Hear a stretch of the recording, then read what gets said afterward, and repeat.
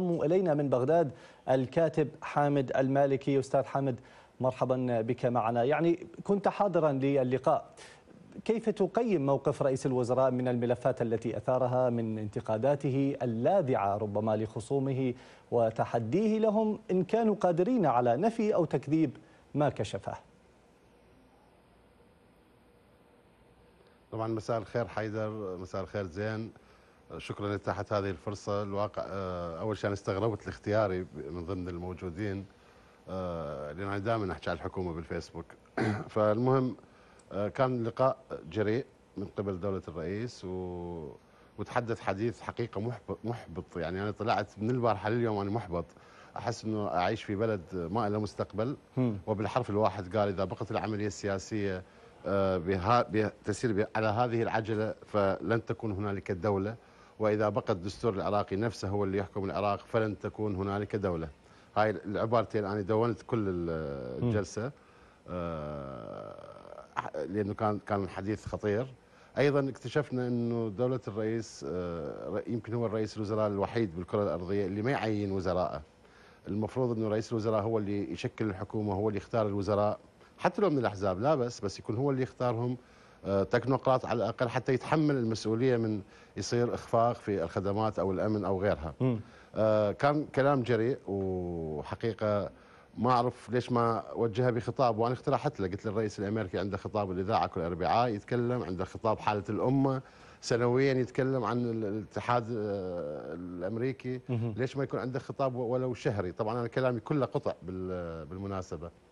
فكانت جلسة قلت لك مؤلمة، غريبة، صريحة جدا صريحة، ويمكن هذه الجلسة راح تغير مسار العملية السياسية. أتمنى تغير للأفضل، بس أنا قلق خاف تغير للأسوأ. يعني هذه الجرأة أستاذ حامد، يعني كان رد الفعل على الأقل من عندك أنه أنت خرجت محبط. طيب أنت كنت هناك ربما ممثل للثقافة، يعني كان للأمن للسياسة للاقتصاد يعني حضور واضح بالنقاش، ربما لم تأخذ الثقافة الحجم المناسب لها، يعني لماذا؟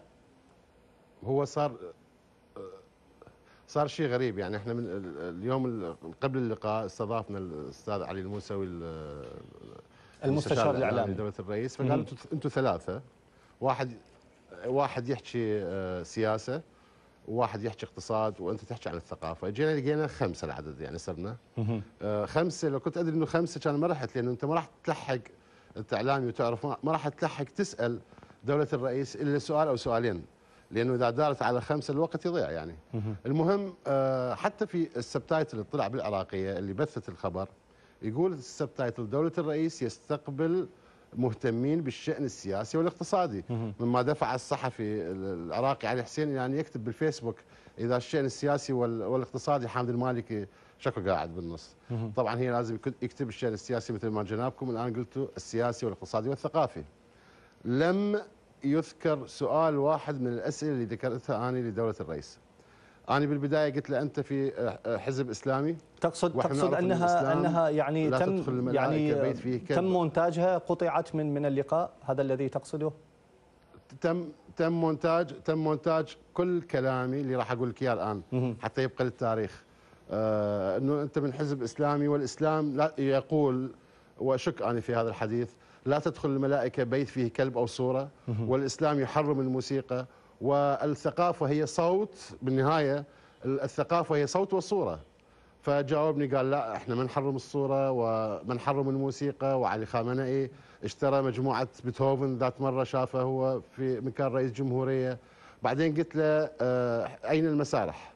أين السينمات؟ لماذا لا تعمرون مسرح الرشيد؟ لماذا لا تبنون دور عرض؟ قاعات فن تشكيلي؟ لماذا لا تدعمون السينمائيين الشباب؟ لماذا لا تدعمون التشكيليين الشباب؟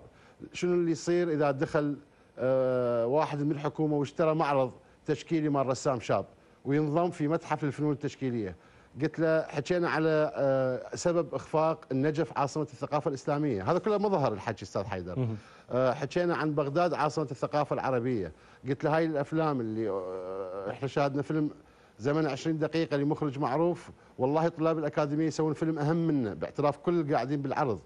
أنفقت الملايين على أفلام سينمائية، ليش ما أنفقت أيضا لدعم السينما الشابة؟ احنا عندنا مخرجين شباب جابوا جوائز عالمية، ليش ما اعطيتوهم أفلام؟ نعم. حكينا عن العراقية، حكينا عن المسلسلات اللي تحكي عن النظام السابق. قلت له كافي، لأنه أصبح يعني أسطوانة مشروخة. يعني أول واحد كتبت عن النظام السابق بالدراما عام 2007 رسائل من رجل ميت، انه ليش ما نكتب عن المشاكل اللي تصير هسه؟ ليش ما نسوي مسلسلات بالعراقيه عن المشاكل اللي تصير هسه بالعراق؟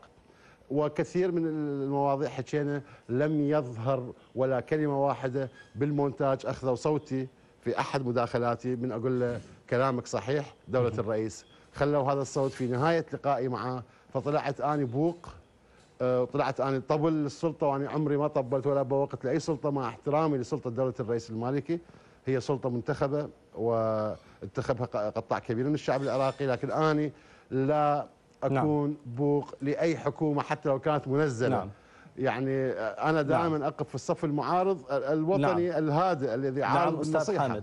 حكينا أيضا عن بغداد وقذارة بغداد. نعم، ربما أستاذ حامد كان يعني الحديث طويلا بينكما، ولكن على كل حال أنا أشكر انضمامك إلينا. كنت معي من بغداد الكاتب حامد المالكي، شكرا جزيلا لك. التقى النائب